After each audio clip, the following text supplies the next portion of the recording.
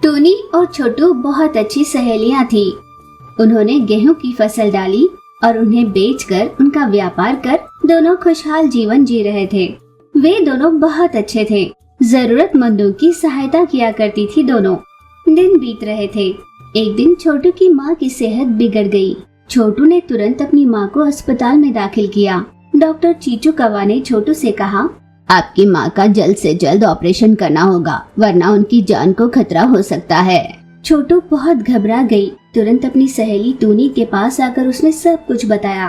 तुम्हें चिंता करने की कोई जरूरत नहीं छोटू, अपने पास जितनी भी गेहूं बची है शहर चलकर उसे बेचकर पैसे ले आते हैं।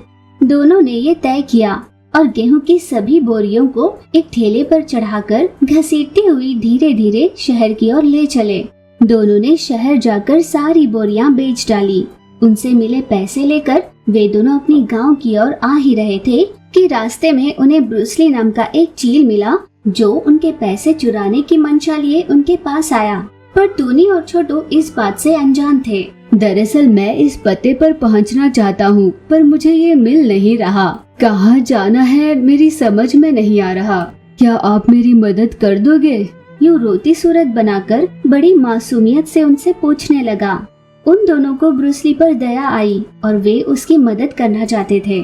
उन्हें यूं ही बातों में उलझाकर मौका मिलते ही ब्रूसली ने झट से उनके हाथ से पैसों का थैला चुराया और वहाँ से उड़ने लगा। चोर चोर, इसे पकड़ो, चोर! यूं जोर जोर से चीखने लगी, पर कोई फायदा न हुआ। चील बहुत दूर चला जा चुका था। हे भगवान, यह कैसा घोर अनर्थ हो गया। अब मैं अपनी माँ का ऑपरेशन कैसे कराऊंगी? यूं रो रो कर वो भगवान से शिकायत कर रही थी। दोस्त, तुम चिंता मत करो, तुम यहीं रहो। मैं अभी देख कर आती हूँ कि वो चोर चील कहाँ गया होगा। मैं कुछ करती हूँ। टूनी को बहुत गुस्सा आ रहा था। वो उड़ उड़कर चारों ओर देखने लगी, पर कहीं भी चील दिखाई नहीं दिया। निराश होकर टूनी वापस अपनी सहेली छोटू के पास आई। दोनों अपना मुंह लटकाए बड़े दुख के साथ अपने घर वापस लौट रहे थे। इतने में उन दोनों ने देखा कि किसी सुरंग मार्ग से कुछ पक्षियां बाहर निकल रही थी। वे दोनों ये दृश्य देखकर चौंक गए। उन्हें ये जानना था कि आखिर उस सुरंग में है क्या। उन सभी पक्षियों के बाहर निकल जाने के बाद वे दोनों धीरे से उस सुरंग मार्ग से भीतर चले गए। अंदर पहुंचकर देखा तो वहाँ ढेर सारा सोना, जवाहरात, हीरे, मोती पड़े हुए थे। चोर कहाँ से सोना, गहना, पैसा चुरा कर ले आते हैं और इस सुरंग में छुपा देते हैं। अभी देख क्या रही हो? जल्दी से कोई एक पात्र उठाओ और यहाँ से निकलो। अरे दोस्त, ये तुम कैसी बातें कर रही हो? चोरी करना तो पाप होता है ना? हाँ, बहुत बड़ा पाप है, पर हमारे पैसे भी तो किसी ने चुराए, उसने भी तो पाप ही किया ना। और वैसे भी हम किसी सज्जन के यहाँ चोरी नहीं कर रहे।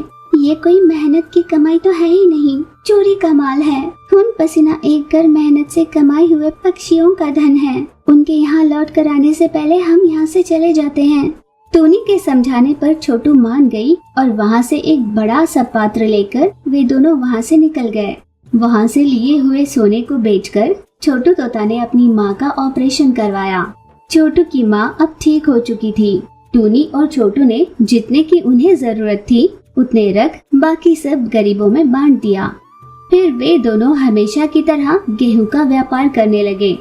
एक दिन टूनी ने सुरंग से लाए हुए उस पात्र में गेहूं भर कर रखे और फिर अपने काम में व्यस्त हो गई। कुछ समय बाद लूसी कबूतर उसके पास आई। टूनी, तुमने कहा था ना तुम गेहूं दोगी, ये रहे पैसे, मुझे गेहूं दे देना। टूनी उसे ये कहकर कि हाँ अभी लाकर देती हूँ, अंदर चली गई। अंदर जाकर देखा तो उस पात्र में रखा सारा गेहूं हीरो में बदल गया, जिसे देख टूनी आश्चर्यचकित हो गई। कुछ पलों के लिए उसके हाथ पैर सुन्न पड़ गए। उसकी समझ में नहीं आया कि क्या करे। उसने बाहर आकर लूसी से कहा, मुझे तुम माफ कर देना, तुम गेहूं छोटू के पास जाकर ले लोगी? उसके पास गेहूं जरूर होंगे, और हाँ, पैसे देने की जरूरत नहीं, मेरा नाम बता देना। लूसी ने उसका आभार माना और वहाँ से निकल ही रही थी। दोस्त, तुम छोटू से कह देना कि मेरे घर एक बार मिलने आए। लूसी गेहूं लेने छोटू के पास गई और उसे बताया कि टूनी उसे घर पर बुला रही है। टूनी के पास पहुंचे छोटू को टूनी ने सब कुछ बता दिया। टूनी ने छोटू को उस पात्र के पास ले जाकर हीरे बताए। हो न हो ये जरूर कोई जादुई पात्र होगा, लगता है इसमें कोई भी चीज डालेंगे तो वो हीरा बन जाएगा। उसकी परीक्षा करने के लिए उन दोनों ने पात्र से सारे हीरे बाहर निकाले और उसमें कुछ कंकर डाल दिए और कुछ ही देर बाद वो सारे कंकर भी हीरों में बदल गए। उन दोनों को ये सुनिश्चित हो गया कि पात्र मायावी था। उन्होंने सोचा कि आज के बाद उनकी सारी इच्छाएं पूरी हो जाएगी और उनका जो सपना था कि गरीबों की मदद करेंगे, अब से वे दोनों वो भी कर पाएंगे। उन दोनों ने उस मायावी पात्र के जरिए कई गरीबों की मदद की। अनाथ बच्चों के लिए उन दोनों ने एक बड़ा सा आश्रम भी बना डाला। माँ बाप के छोड़े हुए बेटियों को, ऐसे वृद्ध माता पिता जिन्हें उनके संतानों ने छोड़ दिया हो, वे सभी इस आश्रम में बहुत खुशी से रहते थे। जरूरतमंदों की सहायता कर मिलने वाली उस खुशी के साथ दोनों सहेलियां तृप्त जीवन जी रही थी। टूनी और उसका पति ब्रूस ली नदी किनारे एक सुंदर से घर में सुखमय जीवन जी रहे थे। उन दोनों की जिंदगी खुशहाली से गुजर रही थी। ब्रूस ली हर दिन मछली पकड़ने जाता। उन पकड़ी हुई मछलियों को बेचकर ही वो संतुष्टि से अपना घर चलाता था।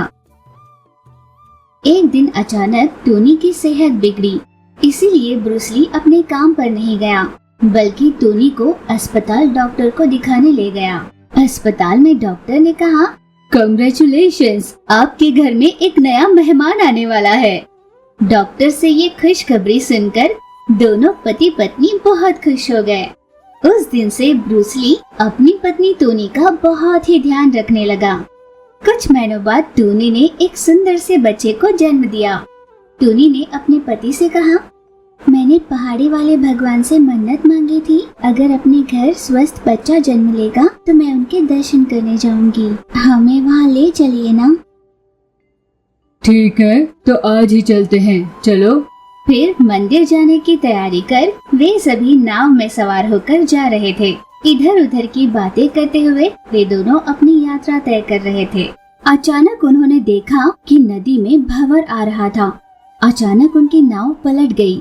वे दोनों जोर जोर से मदद के लिए चीख रहे थे। पानी के तेज बहाव में उनका बच्चा बहता जा रहा था। वे सभी अपनी जान बचाने के लिए मदद की गुहार लगा रहे थे। ब्रूस ली ने किसी तरह अपनी पत्नी को बहने से बचा लिया। कोई मेरे बच्चे को बचा, मेरा बच्चा। यूं निस्सहाय होकर वो अपने बच्चे के लिए चीख रही थी। यूं वो बहते हुए बहुत दूर चला गया। लूसी नाम की कबूतर की नजर उस पर पड़ी। उसने तुरंत उस बच्चे को बचा लिया, पर तब तक बच्चे के पेट में बहुत सारा पानी जा चुका था। लूसी ने अपनी ओर से कोशिश की कि वो पानी निकाल पाए। बड़ी मुश्किल से आखिरी सांसें गिन रहे उस बच्चे की जान लूसी ने बचा ली। उस दिन से लूसी ही उस बच्चे का ख्याल रखने लगी। दूसरी ओर अपने बच्चे के खोने पर टूनी का हाल बेहाल था। मेरा बच्चा, मेरे बच्चे को मुझे ला कर दे दो, मेरा बच्चा। यूं बिना हिले डुले टूनी शैय्याग्रस्त हो चुकी थी। यूं ही कई दिन बीते। अब नन्हा सा बच्चा बड़ा हो चुका था। अब लूसी बूढ़ी हो चुकी थी, बीमार रहने लगी थी।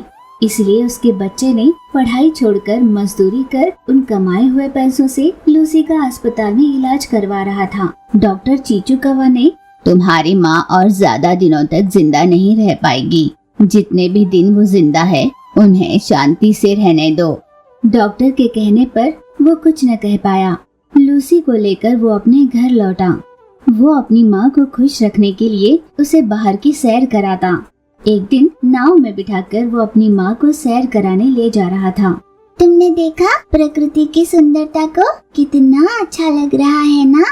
माँ लूसी ने उससे कहा, बेटा मैं तुम्हारी माँ नहीं हूँ। तुम एक दिन नदी के पानी में बह रहे थे और मैंने तुम्हें बहने से बचा लिया था। मैंने सोचा था कि मैं तुम्हें ये सच कभी नहीं बताऊंगी और मैं नहीं जानती कि तुम्हारे असली माता पिता कौन हैं। यूं आंसू बहाते हुए लूसी ने सच्चाई बता दी। माँ, क्या तुम सच कह रही हो? अपने असली माता पिता के बारे में उससे जानने की कोशिश की। चूंकि लूसी ये नहीं जानती थी कि उसके असली माता पिता कौन हैं, इसीलिए बच्चे ने सोचा कि लूसी को और ज्यादा तकलीफ नहीं देते। फिर से उस नदी में आए भंवर में उनकी नाव पलट गई। बचाओ, कोई मुझे बचाओ। ये जोर जोर से मदद की गुहार लगाने लगा।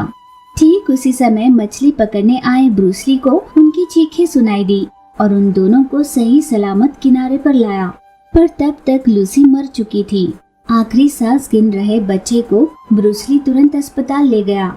मही ने तुरंत उस बच्चे की जान बचा ली। उस बच्चे की जांच कर, ब्रूस ली, तुम्हारे बच्चे के शरीर पर भी ठीक ऐसा ही निशान था। उस दिन मैंने मन ही मन सोचा था कि पंख के नीचे ऐसा तिल होना बहुत शुभ होता है। ठीक वैसा ही निशान अब इस बच्चे पर है। कहीं ये बच्चा तुम्हारा तो नहीं? मही डॉक्टर के ये कहने पर ब्रूस ली की खुशी का ठिकाना नहीं था। जिस बच्चे को वे अब तक मरा हुआ सोच रहे थे, उसे जिंदा पाकर ब्रूस ली बहुत खुश हुआ। कुछ समय बाद बच्चे को होश आया। माँ, मेरी माँ कहाँ है? मेरी माँ कहाँ है? तब डॉक्टर ने कहा, आपकी माँ का देहांत हुआ है, आपकी जान इन्होंने बचाई। डॉक्टर से माँ के बारे में जानते ही वो रोने लगा। जन्म देने वाले माता पिता को खो चुका। इस पूरी दुनिया में इतना बदकिस्मत कोई नहीं होगा। ये कहकर वो जोर जोर से रो रहा था। जैसे ही उससे ये बात ब्रूस ली ने जानी, वो जान गया कि यही उसका बच्चा है। फिर ब्रूस ली ने अपने बेटे को उस दिन की घटी घटना सुनाई। ब्रूस ली तुरंत अपने बच्चे को घर ले गया। उसी की याद में बेहाल से बिस्तर पर पड़ी अपनी माँ के पास जाकर उस बच्चे ने प्यार से पुकारा, माँ, आंखें खोलो माँ, मैं आ गया। ये कहते हुए बच्चा प्यार से अपनी माँ को सहलाने लगा। जैसे ही उस बच्चे ने उसका नाम पुकारा, वो झट से उसकी आवाज सुनकर खड़ी हो गई। मेरा लाल, मेरा बच्चा। उस बच्चे को सीने से लगाकर माँ खूब रोई। अब उनके घर में खुशियाँ हमेशा के लिए वापस लौट आई थी।